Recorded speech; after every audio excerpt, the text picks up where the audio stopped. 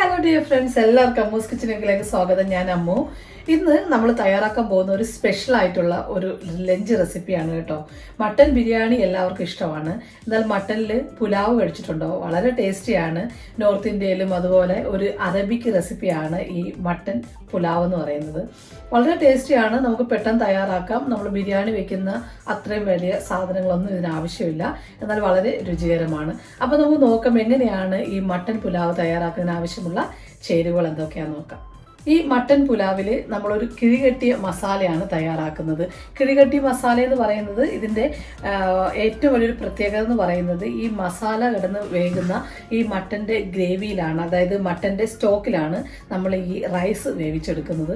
വളരെ രുചികരമാണ്. അതുപോലെ ഗൾഫ് രാജ്യങ്ങളിലൊക്കെ റെസ്റ്റോറൻറ്റിൽ കിട്ടുന്ന വളരെ ടേസ്റ്റി ആയിട്ടുള്ള റെസിപ്പിയാണ് മട്ടൻ പുലാവ്. അപ്പോൾ നമുക്ക് നോക്കാം ഇതെങ്ങനെയാണ് തയ്യാറാക്കാൻ ആവശ്യമുള്ള ചേരുവകൾ എന്തൊക്കെയാണെന്ന് നോക്കാം. ഇതിപ്പോൾ ഞാൻ എടുത്തിരിക്കുന്ന 1 കിലോ മട്ടനാണ്. 1 കിലോ മട്ടൻ്റെ അളവാണ് ഞാൻ പറയുന്നത്. പിന്നെ റൈസ് എടുത്തിരിക്കുന്നതാണെന്നുണ്ടെങ്കിൽ ഇതേ കപ്പിൽ ഞാനിപ്പോൾ ഒരു 3 കപ്പ് റൈസാണ് എടുത്തിരിക്കുന്നത്. 20 മിനിറ്റ് കുതിർത്തതാണ് കേട്ടോ. ഇപ്പോൾ നമ്മൾ കുക്കറിൽ വേണമെന്നുണ്ടെങ്കിലും ഈ പുലാവ് പെട്ടെന്ന് നമുക്ക് തയ്യാറാക്കി എടുക്കാം. പക്ഷേ അളവ് അനുസരിച്ചിട്ട് ഇപ്പോൾ നമുക്കൊരു 3 കപ്പോ അതിൽ കൂടുതലാണെങ്കിൽ കുക്കറിൻ്റെ അളവനുസരിച്ചിട്ട് നമുക്ക് എല്ലാം കൂടെ ചെയ്തെടുക്കാൻ പറ്റത്തില്ല. അങ്ങനെ ബുദ്ധിമുട്ടാണെന്നുണ്ടെങ്കിലാണ് ഞാൻ കുക്കറിൽ ചെയ്യാതെ ഇതേ രീതിയിൽ ചെയ്ത് കാണിക്കുന്നത്. നമുക്ക് വീട്ടിൽ പല രീതിയിലുള്ള അംഗങ്ങളായിരിക്കുമല്ലോ, അപ്പോൾ എല്ലാവർക്കും കഴിക്കണ്ടേ. അപ്പോൾ അതനുസരിച്ചിട്ടാണ് ഞാൻ കുക്കറിൽ ഇങ്ങനെ ചെയ്യുന്നത്. പിന്നെ സവാളയാണെന്നുണ്ടെങ്കിൽ ചെറുതാണെന്നുണ്ടെങ്കിൽ ഒരു 4 എണ്ണം വേണം, വലുതാണെന്നുണ്ടെങ്കിൽ 3 എണ്ണം മതി. ഞാനിപ്പോൾ ഒരു 3 സവാള ഇതുപോലെ ചോപ്പല്ല ചെയ്യേണ്ടത്, നമ്മൾ സാധാരണ ബിരിയാണിക്ക് അരിയത്തില്ല, അതുപോലെ ഇങ്ങനെ നേരെയായിട്ട് അരിഞ്ഞു വെച്ചിട്ടുണ്ട്. അതുപോലെ ഒരു 4-5 പച്ചമുളക് വേണം. പിന്നെ തക്കാളി ആണെന്നുണ്ടെങ്കിൽ അതുപോലെ ചെറുതായിട്ട് അരിയുക. ഞാനിപ്പോൾ ഒരു 3 തക്കാളി ചോപ്പ് ചെയ്ത് വെച്ചിട്ടുണ്ട്. 1 കപ്പ് തൈര് വേണം. തൈര് കൂടണ്ട, 1 കപ്പ് മതിയാകും. പിന്നെ ജിഞ്ചർ ഗാർലിക് പേസ്റ്റ് ആണ്.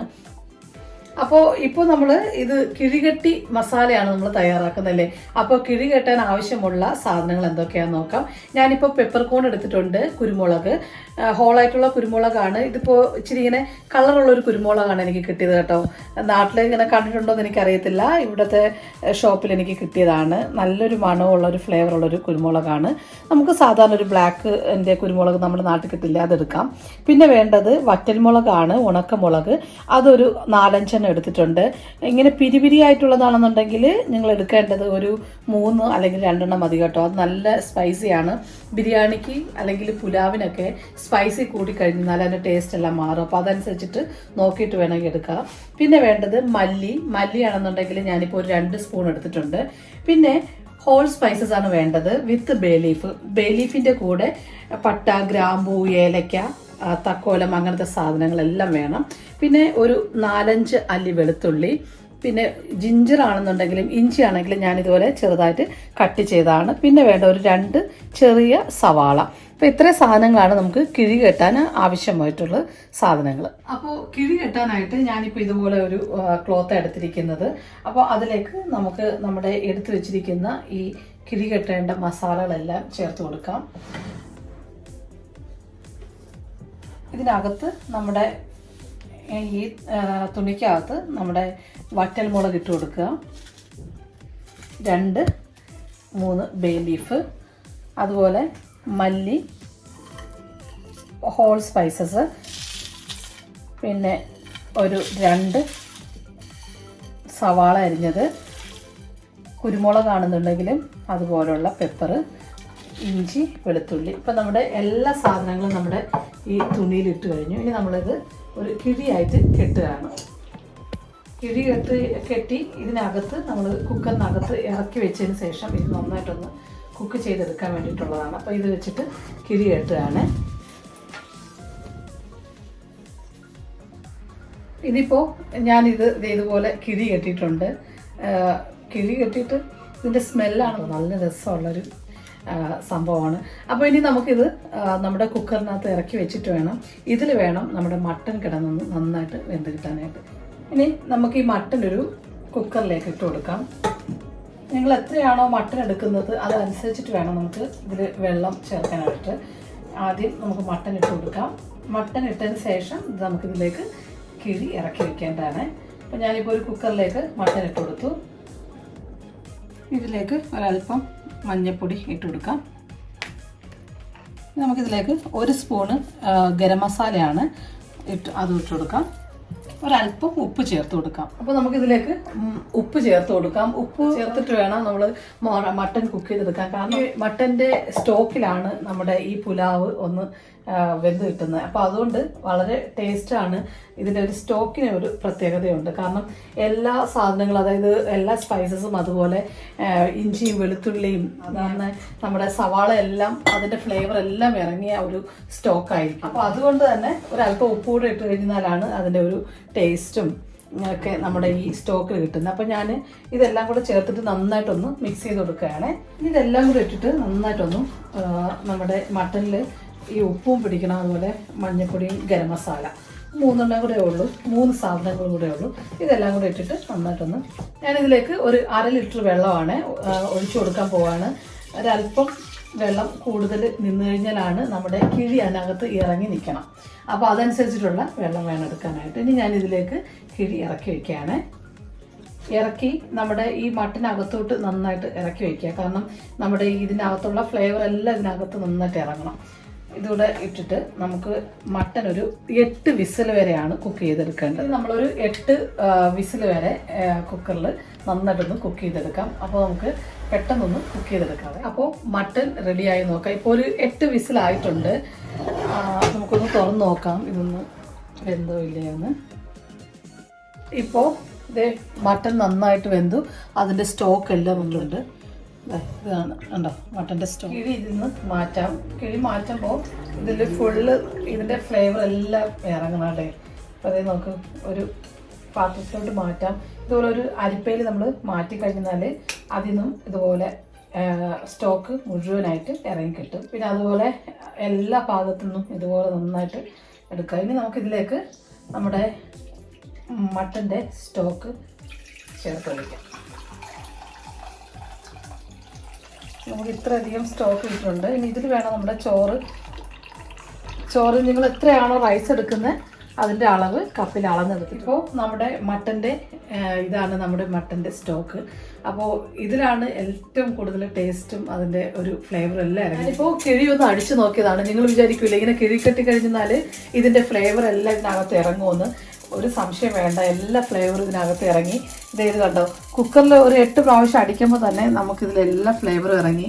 സവാളയൊന്നും ഇതിൽ കാണാൻ പോലും ഇല്ല. ഞാനൊരു പാൻ അടുപ്പത്ത് വെച്ചിട്ടുണ്ട്. നമ്മൾ സാധാരണ പുലാവ് വയ്ക്കുന്നത് അല്ലെങ്കിൽ ബിരിയാണി വയ്ക്കുന്ന നമുക്കൊരു വലിയ പാൻ തന്നെ എടുക്കാൻ നോക്കാം. ഇനി നമുക്ക് അതിലേക്ക് ഓയിൽ ഒഴിച്ചു കൊടുക്കാം. ഞാനിപ്പോൾ നെയ്യിലാണ് ചെയ്യുന്നത്. 2 സ്പൂണ് നെയ്യ് ആദ്യം ഒഴിക്കാം.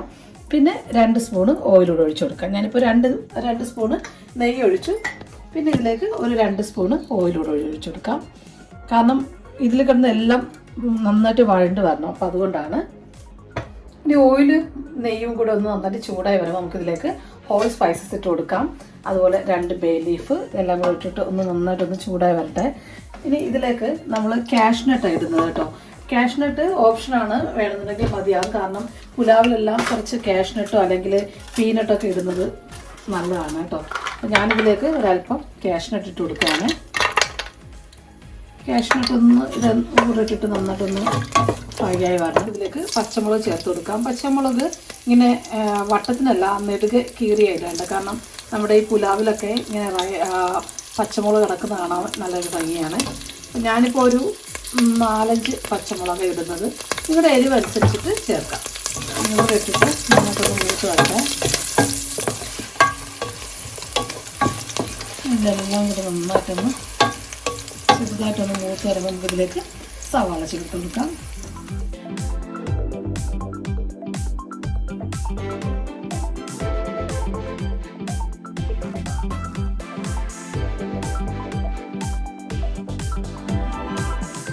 ഇതിലേക്ക് 2 സ്പൂണ് ജിഞ്ചർ ഗാർലിക് പേസ്റ്റാണ്. അതല്ലെന്നുണ്ടെങ്കിൽ ഇഞ്ചിയും വെളുത്തുള്ളിയും ഒന്ന് ജസ്റ്റ് ഒന്ന് ചതച്ച് ചേർത്താലും മതിയാകും. ഞാനിപ്പോൾ എൻ്റെ കയ്യിൽ പേസ്റ്റ് ഉള്ളത് കൊണ്ട് അങ്ങനെ ഇട്ടുന്നേ ഉള്ളൂ.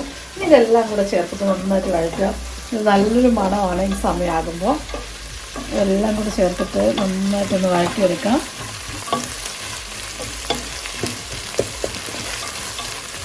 എല്ലാ ഭാഗത്തും നന്നായിട്ട് പിടിക്കണം.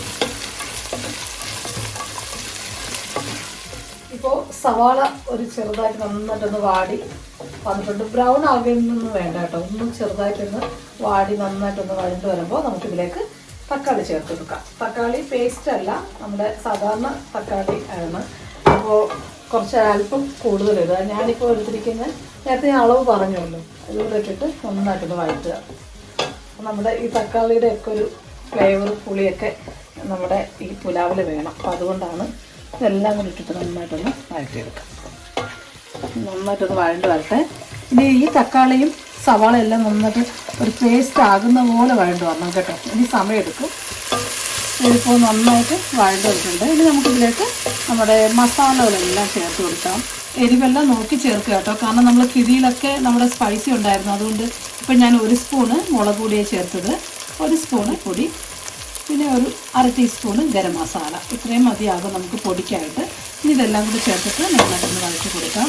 ഈ ഒരു പച്ചക്കുത്ത് മണം മാറുന്ന വരെ ഒന്ന് വഴറ്റി കൊടുക്കാം. ഒരു മണം മാറട്ടെ, അതിൻ്റെ പൊടിയുടെ ഒക്കെ ഒരു സ്മെല്ലുണ്ടല്ലോ, അത് മാറുമ്പോൾ നമുക്കിതിലേക്ക് തൈര് ചേർത്ത് കൊടുക്കാം. ഇതിപ്പോൾ നമുക്ക് ഏകദേശം ഇതിൻ്റെ മണമെല്ലാം നന്നായിട്ട് മാറി ചെറുതായിട്ട് നമ്മുടെ പൊടിയെല്ലാം മസാലയെല്ലാം നന്നായിട്ടൊന്ന് വഴണ്ട് വന്നതിന് ശേഷം നമുക്കിതിലേക്ക് തൈര് ചേർത്ത് കൊടുക്കാം. 1 കപ്പ് തൈര് മതിയാകും. ഞാനിപ്പോൾ 1 കപ്പ് തൈര് എടുത്തിരിക്കുന്നത്. തൈരൊന്നും കൂടുതൽ വേണ്ട, കാരണം നമ്മൾ ആവശ്യത്തിൽ ഒരല്പം കൂടുതൽ തക്കാളി ചേർത്തിട്ടില്ലേ, അപ്പോൾ അതുകൊണ്ട് തൈര് ഒരുപാട് വേണ്ട. അപ്പോൾ ഇതിലേക്ക് തൈര് ചേർത്ത് കൊടുക്കാം. തൈരൂടെ ചേർത്ത് നന്നായിട്ടൊന്ന് മിക്സ് ചെയ്യുക. നല്ലൊരു മണമാണ്. ഇതെല്ലാം കൂടെ നന്നായിട്ടൊന്ന് മിക്സ് ചെയ്ത് വരുമോ. ഇനി നമുക്കിതിലേക്ക് മട്ടൻ ചേർത്ത് കൊടുക്കാം. ഇതിലേക്ക് മട്ടൻ ചേർത്ത് കൊടുക്കാം.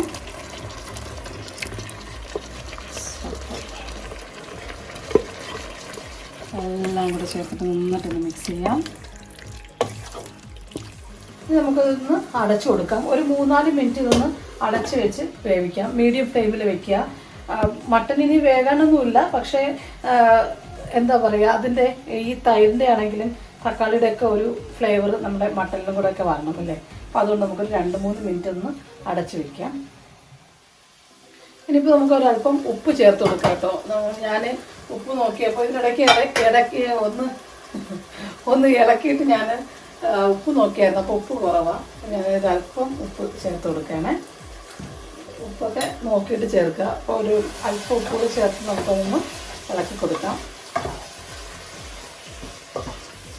ഇപ്പോൾ മട്ടനിൽ നമ്മൾ ചേർത്ത് എല്ലാം നന്നായിട്ടൊന്ന് പിടിച്ചിട്ടുണ്ട്. നമുക്കൊന്ന് തുറന്ന് നോക്കാം. അപ്പോൾ നമ്മുടെ മട്ടൻ, നമ്മുടെ തൈരും അതുപോലെ തക്കാളിയുടെ ഫ്ലേവറും എല്ലാം കൂടെ ആയിട്ടുണ്ട്. അതോ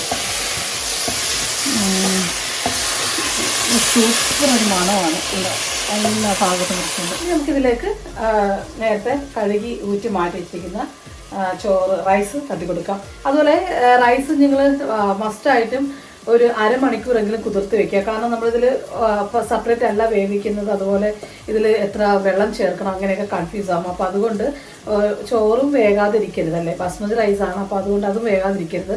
അപ്പോൾ അതുകൊണ്ട് കുറഞ്ഞത് ഒരു 20 മിനിറ്റെങ്കിലും നന്നായിട്ട് കുതിർത്ത് വെച്ചതിന് ശേഷം വേണം ചോറ് ആഡ് ചെയ്ത് കൊടുക്കുക, റൈസ് ആഡ് ചെയ്ത് കൊടുക്കാനായിട്ട്. ഇനി റൈസും കൂടെ ആഡ് ചെയ്തിട്ട് നന്നായിട്ടൊന്ന് മിക്സ് ചെയ്യാം.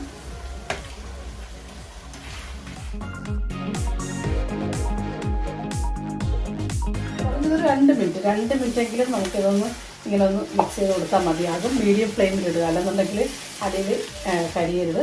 അതുപോലെ എല്ലാം കൂടെ നന്നായിട്ടൊന്ന് മിക്സ് ചെയ്യുക. ഇതിലേക്ക് ഒരു അരമുറി ലെമൺ ജ്യൂസാണ്, അതുപോലെ ഒന്ന് പിഴിഞ്ഞൊഴിച്ച് കൊടുക്കാം.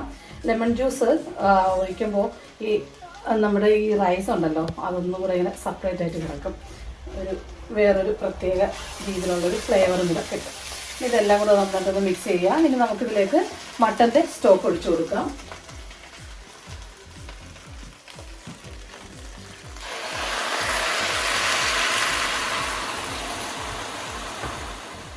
ഇനി ഇതിലേക്ക് 2 കപ്പ് വെള്ളം കൂടെ ചേർത്ത് കൊടുക്കുകയാണ്. ഞാൻ ഏത് കപ്പിലാണോ റൈസ് എടുത്തത് ആ കപ്പിലാണ് വെള്ളവും ചേർക്കുന്നത്.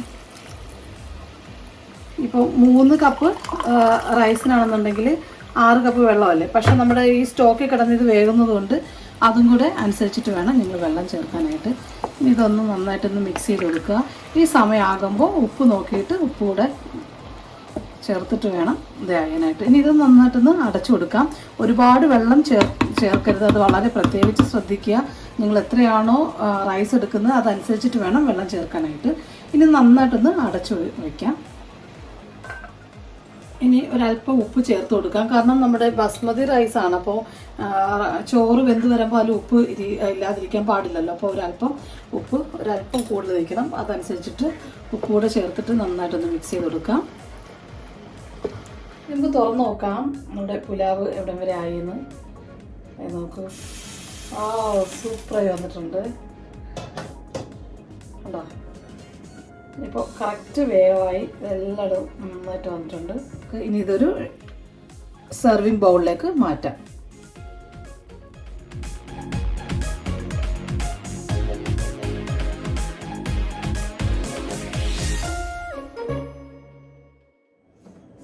അപ്പോൾ ഇതാണ് നമ്മുടെ കിഴികെട്ടിയ മട്ടൻ പുലാവ്. വളരെ ടേസ്റ്റിയാണ്, പറയേണ്ടത് തന്നെ ആവശ്യമില്ല. നല്ലൊരു മണവും ഗസ്റ്റൊക്കെ വരുമ്പോൾ നമുക്ക് ഉണ്ടാക്കി കൊടുക്കാൻ പറ്റുന്ന വളരെ ടേസ്റ്റി ആയിട്ടുള്ളൊരു വ്യത്യസ്തമായിട്ടൊരു പുലാവാണ്. എല്ലാവരും ഇത് ട്രൈ ചെയ്ത് നോക്കണം. നമുക്ക് ബിരിയാണി എടുക്കുന്നത് പോലെ പാടൊന്നുമില്ല, ദം ചെയ്യണമെന്നൊന്നുമില്ല, പെട്ടെന്ന് ആകാവുന്നതേ ഉള്ളൂ. അപ്പോൾ നിങ്ങൾക്ക് ഈ വീഡിയോ ഇഷ്ടമായെങ്കിൽ നിങ്ങൾ എൻ്റെ ചാനൽ സബ്സ്ക്രൈബ് ചെയ്യാനും ലൈക്കും ഷെയർ ചെയ്യാനും മറക്കാതെ ബെല്ലൈക്കൺ അമർത്തുമെങ്കിൽ നോട്ടിഫിക്കേഷൻസ് ആ സമയത്ത് കിട്ടുകയുള്ളൂ. അതുപോലെ കഴിഞ്ഞ വീഡിയോ കാണുന്നവരൊക്കെ എങ്ങനെയാണ് നിങ്ങളുടെ അഭിപ്രായങ്ങളൊക്കെ കമൻറ്റ് ബോക്സ് വഴി അറിയിക്കുമെങ്കിൽ സജഷൻസ് ഒക്കെ പറയുക. എങ്കിൽ മാത്രമേ നമുക്ക് വീഡിയോ അതുപോലെ ഇമ്പ്രൂവ് ചെയ്യണോ എങ്ങനെയാണെന്നൊക്കെ നമുക്കും അറിയാൻ പറ്റുകയുള്ളൂ. അപ്പോൾ നിങ്ങൾക്ക് വീഡിയോ ഇഷ്ടമായെങ്കിൽ മസ്റ്റായിട്ട് നിങ്ങൾ കമൻറ്റ്സ് എഴുതുക. അപ്പോൾ thank you for watching. Keep watching Ammu's kitchen UK.